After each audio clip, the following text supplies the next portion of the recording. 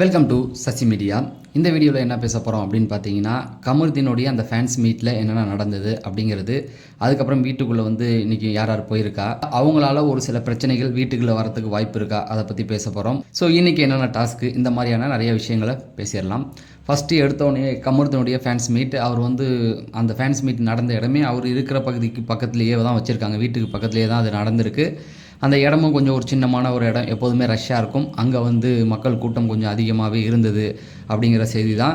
So அங்கே போயிட்டு அவர் ஒரு டான்ஸ்லாம் போட்டு அவருக்கு மாலை மரியாதையெல்லாம் செலுத்தி கேக்கெல்லாம் வெட்டி, அவருடைய நண்பர்கள் நிறைய பேர் போயிருக்காங்க, அவங்களுடைய ஃபேமிலி இப்படி நிறைய பேர், அப்புறம் இப்போ ஜென்ரல் ஆடியன்ஸ் இவங்கெல்லாம் அவரை வரவேற்றிருக்காங்க. ஒரு கொண்டாட்டம் நடந்திருக்கு, கேக்கெல்லாம் வெட்டியிருக்காங்க. அவர்கிட்ட ஒரு கேள்வி கேட்டிருக்காங்க, பார்வதியை சும்மா விட்டுறாதீங்க அப்படிங்கிற மாதிரிலாம் சொல்லியிருக்காங்க, சிரிச்சுக்கிட்டே எல்லாத்துக்கும்.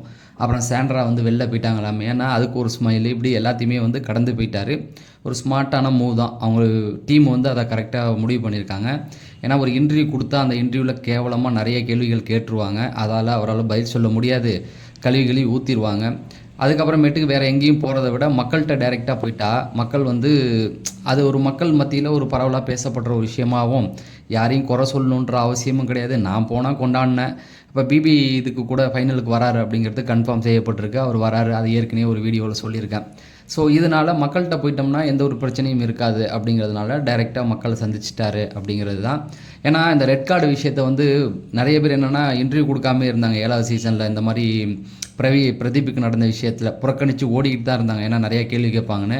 ஆனால் இவர் இவருக்கும் அந்த சூழல் வந்துடக்கூடாது அப்படிங்கிறதுக்காக டைரெக்டாக மக்களையே சந்திச்சிட்டாங்க அப்படிங்கிறது தான். இன்றைக்கி வீட்டுக்குள்ளே யார் போயிருக்கா அப்படின்னு பார்த்தீங்கன்னா, ஃபஸ்ட்டு ப்ரோமோவிலே காமிச்சிட்டாங்க. பிரஜன், கலையரசன், அதுக்கப்புறமேட்டுக்கு துஷார், அமித், இவங்க 4 பேருமே போயிருக்காங்க. அமித்தை கொஞ்சம் போன வாரமே முன்னாடி அனுப்பியிருந்தால் அது கானா வினோத்துக்கு யூஸ்ஃபுல்லாக இருந்திருக்கும். ஆனால் அது முடியாது. அதை தான் அவங்களெல்லாம் உள்ளே விடக்கூடாது அப்படிங்கிறதுனால ஒதுக்கியே வச்சுருந்தாங்க. இப்போ இவர் போயிருக்கார் இல்லையா, பிரஜன் போனது எப்படியும் திவ்யாகிட்ட ஒரு சில பேச்சுக்கள் கண்டிப்பாக நடக்கிறதுக்கு வாய்ப்புகள் இருக்கும். ஒரு வாரம் இருக்கு இல்லையா, எப்படியா இருந்தாலும் திவ்யாவில் அந்த விஷயத்தை கேட்காம இருக்க முடியாது. ஸோ அந்த ஒரு விஷயத்தை அவங்க கேட்குறதுக்கு வாய்ப்பு இருக்குது. அவர் எந்த மாதிரி பதில் கொடுக்க போகிறாரு, ஆனால் வெளியிலேயே முன்னுக்கு பின் மரமாக பேசினவர் தான் அவர். இங்கே திவ்யாகிட்ட என்ன பதில் கொடுக்க போகிறாரு அப்படிங்கிறத பொறுத்திருந்து தான் பார்க்கணும். சரி, அதுக்கப்புறமேட்டு கலையரசனை பொறுத்த வரைக்கும் வாய்ப்பே கிடையாது. அவர் சபரியை தான் டார்கெட் பண்ணிகிட்டு இருக்காரு. அவர் வெளியிலேயே 2 இன்டர்வியூ கொடுத்துட்டார், அவர் இவன் சபரி நடிச்சுக்கிட்டு தான் இருக்கான் அப்படிங்கிற மாதிரி.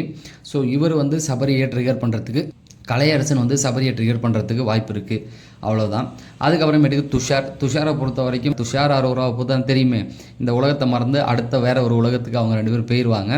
அப்படி தான் நடக்க போகுது, அவ்வளோதான். இனிமேல் எனக்கு டைட்டில் வின் ஆனால் என்ன, ஆகலைன்னு என்ன, எனக்கு டைட்டில் வின்னே தேவையில்லடான்றதை மறந்து தான் அவங்க துஷாரோட சுற்றிக்கிட்டு இருக்க போகிறாங்க.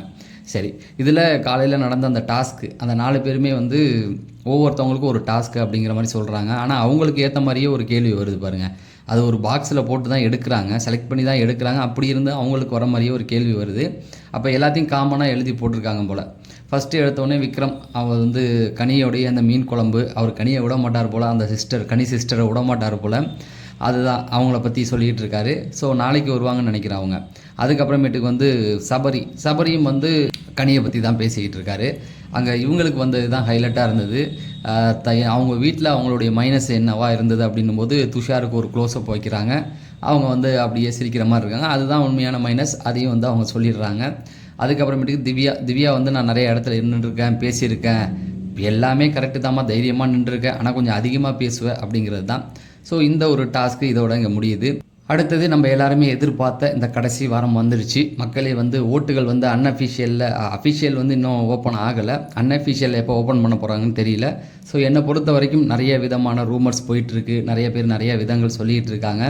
இவங்க தான் ஜெயிப்பாங்க, அவங்க தான் ஜெயிப்பாங்க அப்படிங்கிறத எல்லாத்தையும் தூக்கி போட்டுட்டு ஓட்டுகளை நீங்கள் போட்டுக்கிட்டே இருங்க. ஸோ ஓட்டிங்கை பொறுத்த வரைக்கும் மக்களே 3 ஆப்ஷன் இருக்குது. ஒன்று மிஸ்டு கால் கொடுக்குறது, நீங்கள் உங்கள் மொபைல் நம்பரை எடுத்து எல்லாருக்குமே மிஸ்டு கால் கொடுங்க.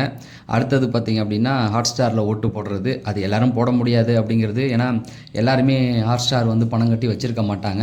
ஆனால் எல்லாருமே மிஸ்டு கால் கொடுக்கலாம், அதனால் அதை செலக்ட் பண்ணிக்கிங்க. அதே போல் அன்அஃபிஷியல்லையும் ஓட்டு போடுறது முக்கியம். ஏன்னா அன்அஃபிஷியல் ஓட்டு மக்களுக்கு ஒரு விஷயத்தை தெரியப்படுத்திக்கிட்டே இருக்கும், அதை கணக்கில் எடுத்துக்க மாட்டாங்க தான். ஆனால் எதுக்கு போட சொல்கிறேன்னா, நமக்கு ஒரு கிளாரிட்டி கிடைக்கும்ல, இப்போ யாருக்கு அவ்வளோ மாசு இருக்குது அப்படின்னு. இதுலேயே நிறைய பிரச்சனைகள் இருக்குது. நிறைய பேரால் அங்கே ஓட்டு போட முடியலன்னு தான் இங்கே ஓட்டு போடுவாங்க. நிறைய பேர் மிஸ்டு காலும் கொடுக்க மாட்டாங்க. இதுதான் ஈஸியாக இருக்குன்னு அன்அஃபிஷியலில் ஓட்டை போட்டுருவாங்க. அஃபீஷியலில் பொறுத்த வரைக்கும் வந்து நிறைய பேர் ஓட்டு போட மாட்டாங்க. அதனால நிறைய கவுண்டிங் மாறிட்டு தான் இருக்கும். இருந்தாலும் நம்ம ஒரு விஷயம் தெரிஞ்சுக்கலாம் இல்லையா, இவங்களுக்கு அதிக செல்வாக்கு இருக்குது அப்படி இப்படிங்கிறது. ஸோ அதனால் ஓட்டு போட மறந்துடாதீங்க. உங்களுக்கு பிடிச்ச அந்த 4 பேருக்கு ஓட்டு போடுங்க. பிடிச்சவங்கலாம் வெளில போயிட்டாங்க சார், நாங்கள் யாருக்கு ஓட்டு போடுறதுன்னா, இருக்கிற 4 பேரில் உங்களுக்கு யாரை பிடிக்குதோ அவங்களுக்கு நீங்கள் ஓட்டு போட்டு தான் ஆகணும். இல்லை எனக்கு யாரையுமே பிடிக்கலங்க அப்படின்னா நீங்கள் ஜாலியாகவே இருந்துடலாம். என்ன கேட்டால் இருக்கிற 4 பேர் நம்ம இவ்வளோ நாள் பிக் பாஸ் பார்த்துக்கிட்டு இருக்கோம் இல்லையா, அந்த பிக் பாஸை நம்ம ரசித்து பார்த்துக்கிட்டு இருக்கோம். அவங்களுக்கு அந்த ஷோவை கொஞ்சம் நம்ம ரசித்து பார்க்கறதுனால யாராவது ஒருத்தவங்களை நீங்கள் செலக்ட் பண்ணுறது பெட்டர்னு தான் நான் சொல்லுவேன். இது பிடிச்சி போடுறீங்க இருக்கிற 4 பேரில் உங்களுக்கு ஏதோ ஒரு விதத்தில் ஒருத்தவங்க போயிருப்பாங்க, அவங்களுக்கு பதிலாக சரி இவர் இருந்தால் நல்லா இருக்கும்னு ஒரு எண்ணம் ஒன்று வரும் இல்லையா, அப்படி ஒருத்தவங்களை செலக்ட் பண்ணுறது தான் பெட்டர் அப்படின்னு நான் என்னுடைய கருத்தை சொல்கிறேன். உங்களுடைய விருப்பத்தை நீங்கள் பார்த்துங்க. அதுக்கப்புறமேட்டுக்கு நேற்று நைட்டு நடந்ததில் ஒரே ஒரு இன்சிடெண்ட் மட்டும் நேற்று நான் ஃபுல்லாக சொல்லிட்டேன். ஒரு இன்சிடெண்ட் வந்து அதுக்கப்புறம் நடந்தது. அது ஒன்றுமே இல்லை, திவ்யாவும் கெமியும் உட்காந்து பேச ஆரம்பித்தாங்க. ஸோ அதில் நிறைய விஷயங்கள் லென்த்தாக போணுச்சு. அதில் ஒரு விஷயம் வந்து பார்வை பற்றி, திவாகர் வந்து பார்வை ஏமாற்றிட்டாரு அப்படிங்கிற மாதிரி கெமி சொல்லிகிட்டு இருந்தாங்க. அவங்கள வந்து யூஸ் பண்ணிக்கிட்டாரு, அவங்கள பேசிட்டு அப்புறம் அவங்கள வந்து இந்த மாதிரி பல இடங்களில் கைட்டி விட்டுருவார், மாட்டி விட்டுருவார், இவரால் பார்வதி வந்து ரொம்ப மாட்டிக்கிட்டாங்க அப்படின்னு திவாகரை பற்றி இவங்க சொல்லிகிட்டு இருந்தாங்க கெமி. அது நமக்கு சிரிப்பாக தான் இருந்தது. அவங்க 2 பேரும் அந்த மாதிரிலாம் எதுவுமே கிடையாது. இவங்க அவங்கள ஏமாத்தலை, அவங்க இவங்கள ஏமாத்தலை. அந்த அம்மா உட்காந்து கதையாக அளந்தது. அதுக்கப்புறம் திவாகர்கிட்ட ஃபஸ்ட்டு வீக்கில் ஒரு ஃபைட் ஒன்று நடந்திருக்கும்.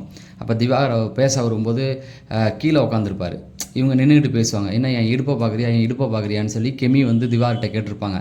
அது வந்து ரொம்ப தப்பாக போச்சு அப்படிங்கிற மாதிரி இவங்க வந்து சொல்லிகிட்டு இருந்தாங்க. உண்மையிலேயே அவங்க பண்ணது தான் தப்பு, அதில் திவாகர் மேலே தப்பு கிடையாது. ஏன்னா இவங்க தான் போய் நின்றுட்டு என் மூஞ்சை பார்த்து பேசுகிறா, இவங்க நிற்கிறாங்க, அவர் உட்காந்துருக்காரு. அப்போ போய் அவர்கிட்ட அதை பேசி அந்த பொண்ணு வீட்டுக்குள்ளே பண்ண ஒரே ஒரு இப்படியான சம்பவம் இந்த ஒரு சண்டை தான், வேறு எதுவுமே கிடையாது. பாக்கியெல்லாம் சாப்பாட்டு சண்டை அப்படி தான் போயிட்டு இருந்தது. இதுதான் நேற்று மிட் நைட்டில் நடந்த நான் சொல்லாமல் விட்ட ஒரு விஷயம். நிறைய பேர் வந்து கமெண்ட் செக்ஷனில் வந்து பார்வதி கமருதீன் வந்து ஃபைனலுக்கு வராரு அப்படிங்கிறது கன்ஃபார்ம் ஆகிடுச்சு இல்லையா, அப்போ பார்வதி வருவாங்களா ப்ரோ அப்படின்னு கேட்டிருக்கீங்க. வாய்ப்புகள் ரொம்ப ரொம்ப ரொம்ப கம்மி. ஏன்னா வெளியில் போயிட்டு அவங்களுடைய டீம் வந்து நிறைய விஷயங்கள் பண்ணிக்கிட்டு இருக்காங்க. அவங்க போய் அமைதியாக இருந்திருந்தாவே கண்டிப்பாக கூப்பிட்ருப்பாங்க. ஏன்னா கமருதீனை கூப்பிடும்போது அவங்கள கூப்பிடாமல் இருக்க வாய்ப்பு இல்லை. ஆனால் ஒரு சில விஷயங்கள் அவங்க வந்து எல்லாரையும் நெகட்டிவாக சில விஷயங்களை எடுத்து பேசுனனால கோபத்தில் இருக்காங்க. அந்த கோபம் எப்படி வெளிப்பட்டுச்சு அப்படின்னா, நேற்று சேண்ட்ராவை அனுப்பும்போது அந்த ஏவி போட்டாங்கல்ல, அதில் திரும்பவும் ரெட் கார்டை எடுத்து 2 பேருக்கு அவர் காட்டுவார் விஜய் சேதுபதி.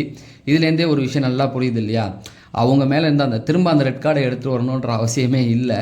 இருந்தாலும் வேணுக்குன்னு அதை திரும்ப எடுத்து போட்டு திரும்பவும் அந்த ரெட் கார்டு விஷயத்தை அவங்க எடுத்து போட்டிருக்காங்க அப்படின்னா அவங்க பார்வதியை கூட்டு வரதுக்கு வாய்ப்பு இல்லை. கமருதீனை பொறுத்த வரைக்கும் அவர் சேனல் சார்ந்தவர், சேனலுடைய ப்ராடக்ட்டு. இந்த ரெட் கார்டு இல்லைன்னா அவர் வந்து வின்னராக கொண்டு வரதுக்கு நிறைய முயற்சிகள் நடந்தது.